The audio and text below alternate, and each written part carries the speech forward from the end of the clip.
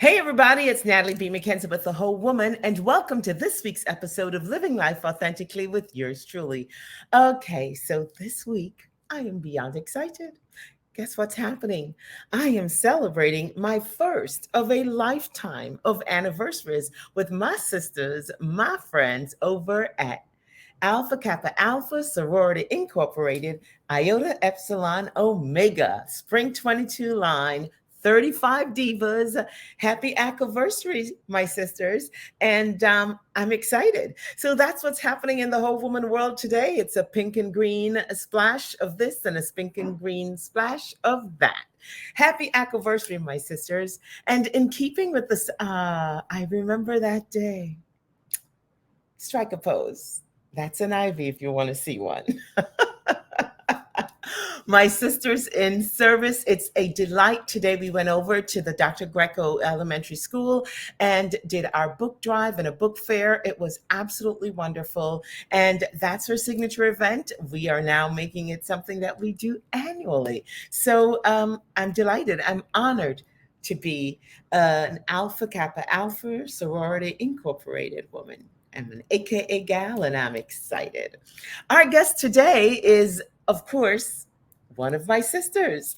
And I met this wonderful woman at a conference, and I was absolutely taken aback at her dynamism, the power she exuded. She's an award winning global diversity, equity, inclusion, and belonging executive. And I love that she's included the term belonging. So we know it's about the people. She's an advisor, an author, international speaker, and ambassador. Without further ado, help me welcome my sorrow, my sister, none other than Kimberly S. Reed. Hello, Sarah. Hello there. Hello, everyone. And you know what? I've got to give another shout to the Divine 35. Happy anniversary. Listen, I remember that first anniversary, and I haven't been on the vine long either. But I will tell you, I remember that day. I remember that pose. I remember all of the pinkies. I remember the ivy. I remember doing it all. I remember setting it off. I remember setting it off all day. So listen, it is a wonderful, wonderful, wonderful. It's absolutely wonderful being in such an illustrious sisterhood with so many incredible, incredible women like you, like the Divine 35. Shout out to the the Perfect Storm. I was number 24. My line sisters, we crossed December 22nd, 2019 is when I saw the pink and green light. And shout out to Phi Beta Omega chapter, where our president is Deidre Patterson. So I give you greetings, Soror, Natalie, and thank you so much for having me. I have to say this at the beginning of the show, if you don't mind, because people are going to say, "Oh my goodness, Kim," because they know the backgrounds. Let me tell you, Natalie, people who see me speak, listen, they know the background. But my dear sister Rochelle Smith turned 60 today, and so I am at her house. It was so much traffic. I was supposed to get back to my house, right, to put on paraphernalia and to talk with you today. But here I am in her basement, and her husband was so nice to let me be in his man cave. So I'm going to have to probably say that a little bit throughout the time we're together, because, you know, when you're dating and single, you know, you just have to make sure everybody knows what's going on. Emily, you are a hoot.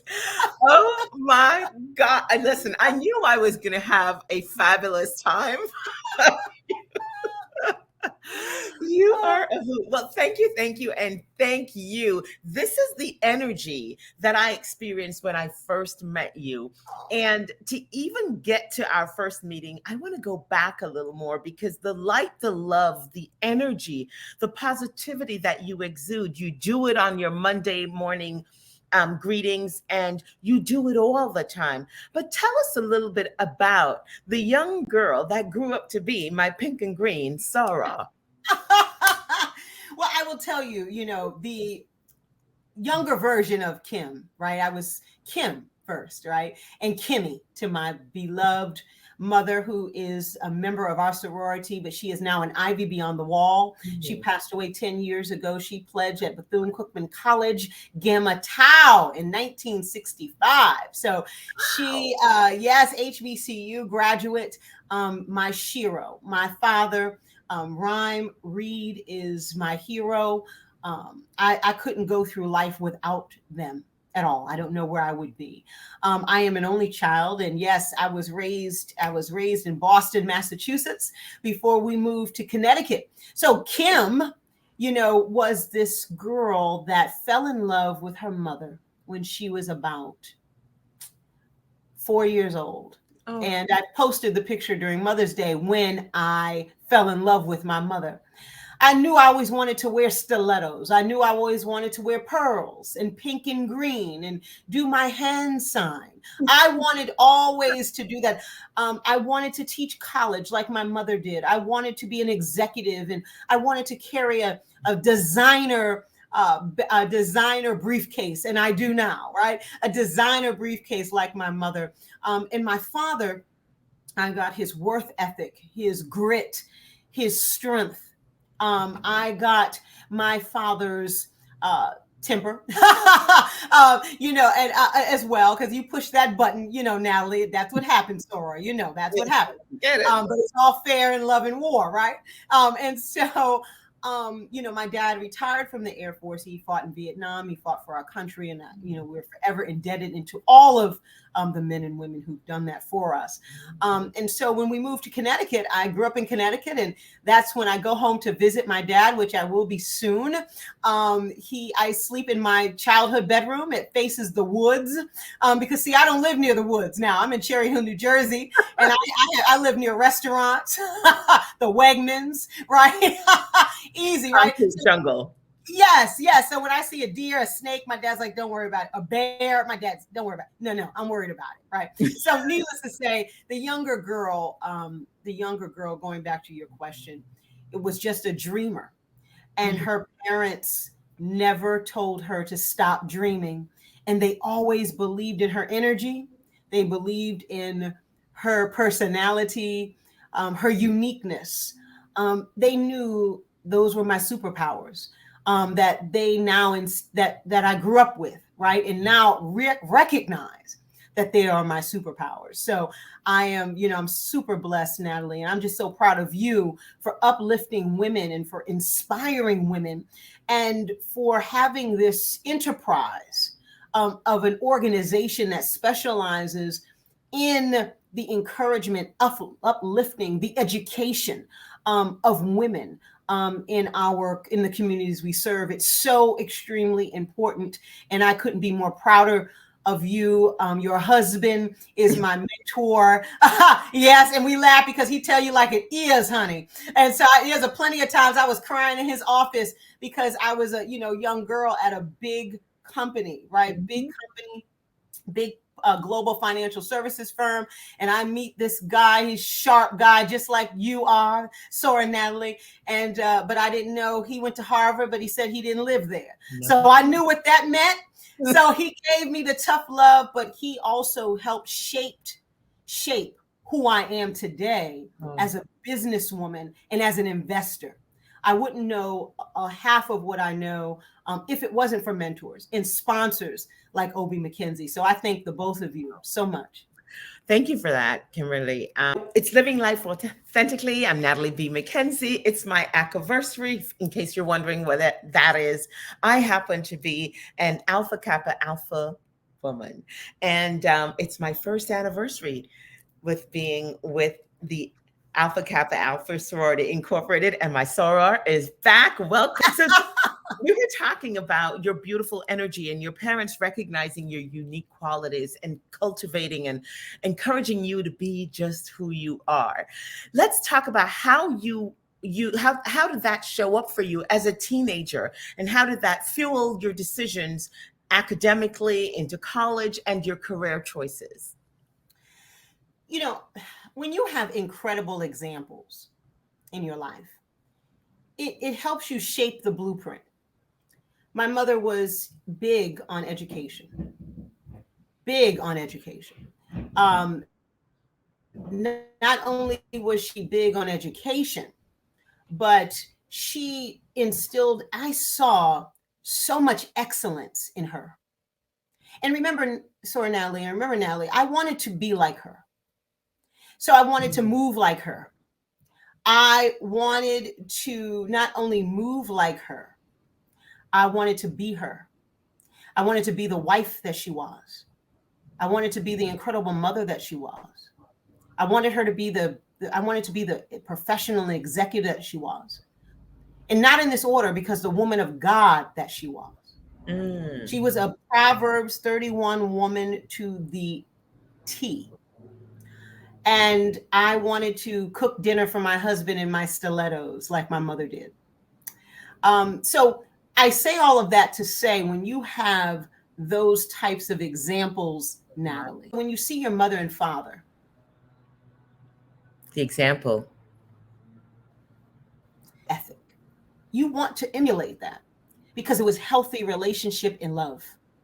My parents were married for over 45 years before my mother passed away. Oh. And my dad, I saw that, the partnership.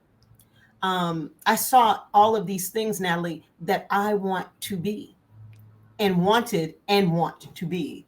So that's how, so it's really no deep formula for me of success, because I try to surround myself with great people, great spirited people. God has done so much in me. So, material things are wonderful, but it's the character and the honesty and the integrity that I saw, and what makes me who I want to be and who I am today. That is absolutely beautiful. It's such a tribute to your mom and your dad and the legacy of their love and relationship. To college at Westchester, undergrad at Westchester University, in Pennsylvania, in Philadelphia, Pennsylvania. I went to graduate school at Temple University, in the Fox School of Business. And I wanted to be an attorney first. That was my first goal in life. Well, my first goal in life was to be Oprah, because I love this. Right. I was a talker. I always have been in class. I always got sent home with notes about Kim talking too much in class. And my mom and dad had to sign permission slips all the time. I was a talker, talked to everybody. I had a microphone. It was my candlestick that I took from my mom's living room. Right? The candlestick. Because I know that people who are listening want a formula. Right. I went to college, and then how do you become successful? And thank you for thinking that I am, and I'm blessed of where I am. But I think that I talked this morning on Monday Motivation. I talked about three things. And I talked about your ability there's motivation, right? There's an attitude and there's your ability, and not in that order. Okay. Not in that order at all. And I think that for us, we have to use every experience, Natalie, every experience. We have to use those as lessons. And, I'm not saying anything, super deep. I'm not saying anything super deep at all. But what I am saying to you is that, everything that we deserve and that is meant for us is manifesting. And that's manifesting at a young age for me and to where I am today.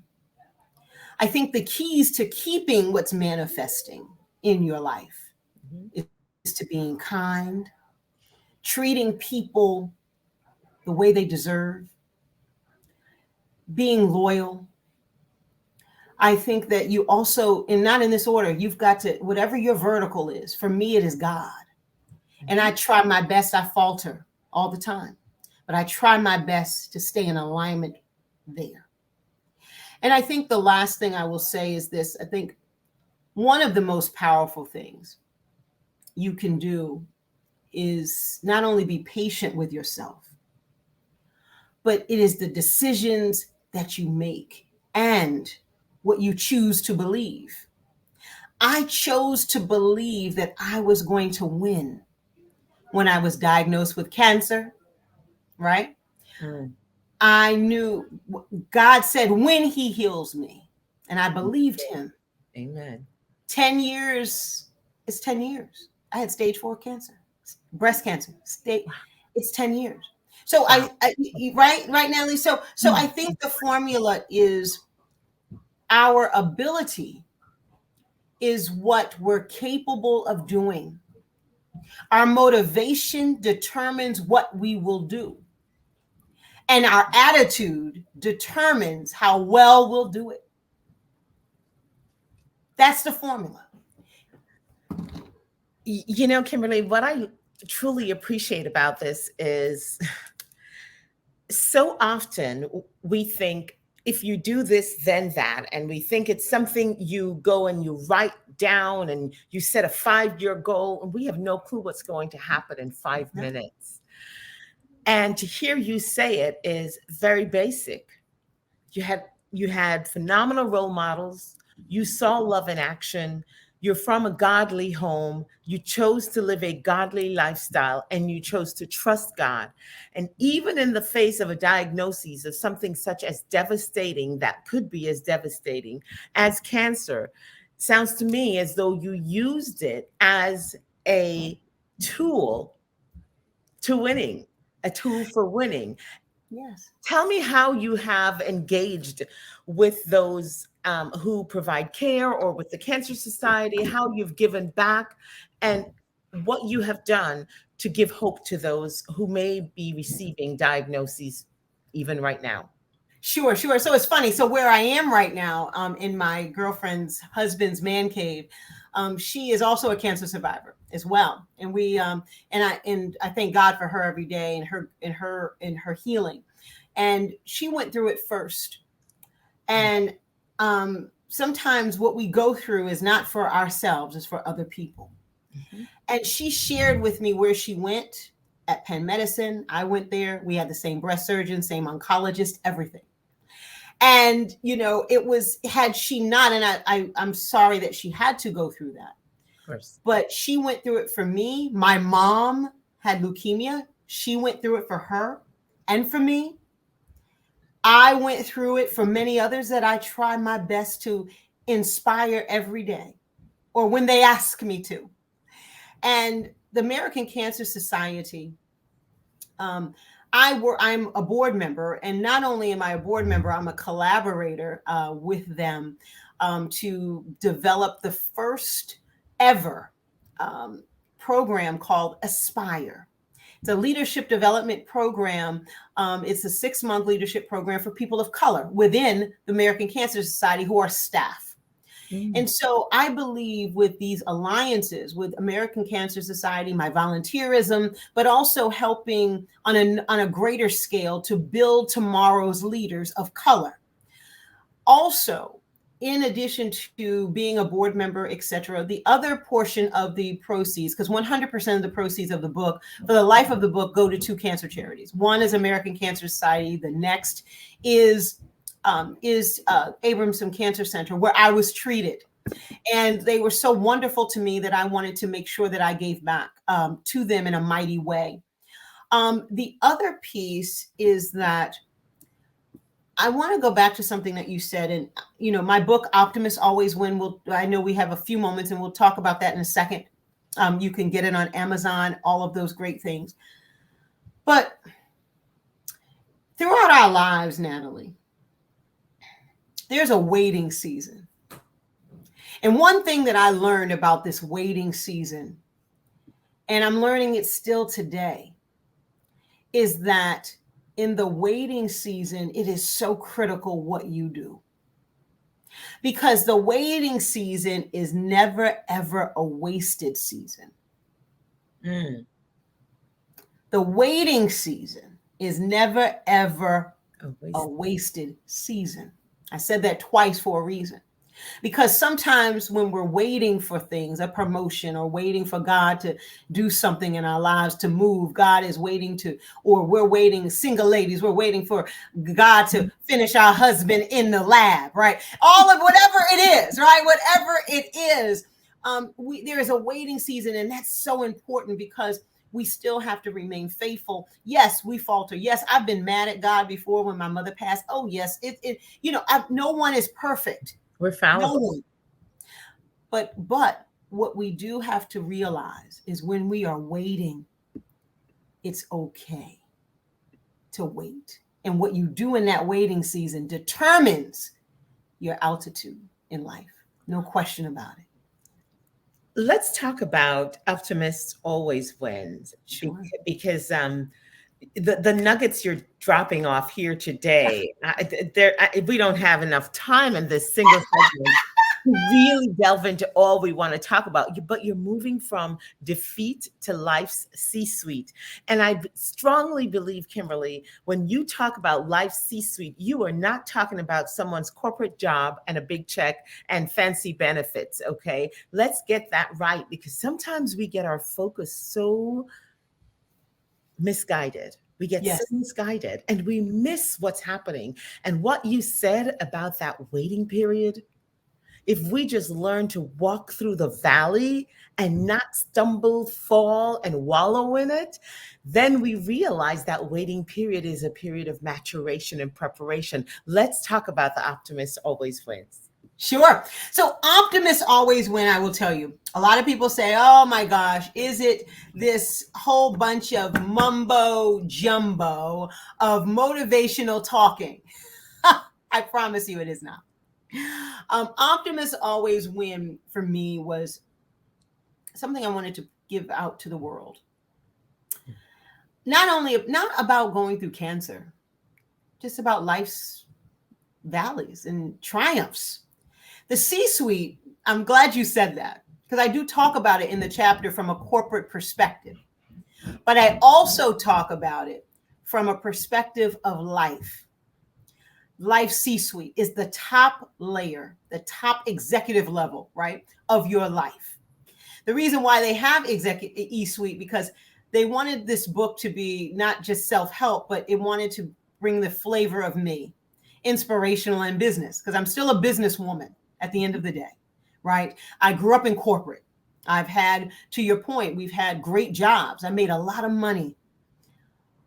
But what's important to me at this season of my life, turning 50, was, and I knew this before 50, Natalie, but is that it's about life experiences. It's about being optimistic, I should say. And it's about understanding that optimism is the faith that leads to our greatest life successes. That's what optimism is. It is the faith that leads to life's greatest successes. Yes, absolutely. Okay. Absolutely. And so it's really just a catalog of chapters that I call discouragement eliminators. Because when we go through life, you're going to have to use some equation to troubleshoot when you go through the valley, right? I'm using business language, right?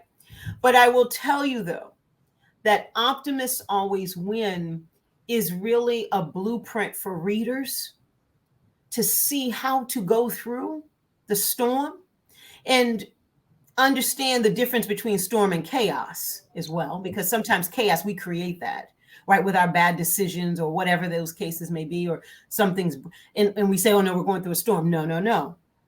A storm is when you feel like you're underwater and you can't breathe, or you're trying to breathe while you're underwater. That's how I like to put it. And so it's just really understanding all of these attributes of life that we go through. And Optimists Always Win is just really, again, Natalie, the blueprint, or my blueprint that I'm sharing of how to go through these 10 discouragement eliminators. And I can't tell you what they are. I might have, you have to get the book for that. Well, it's funny you say that, because my next question is going to be, Kimberly, where do we get the book? I know it's available on Amazon. And how do we stay connected with you? And how do we connect our friends with you?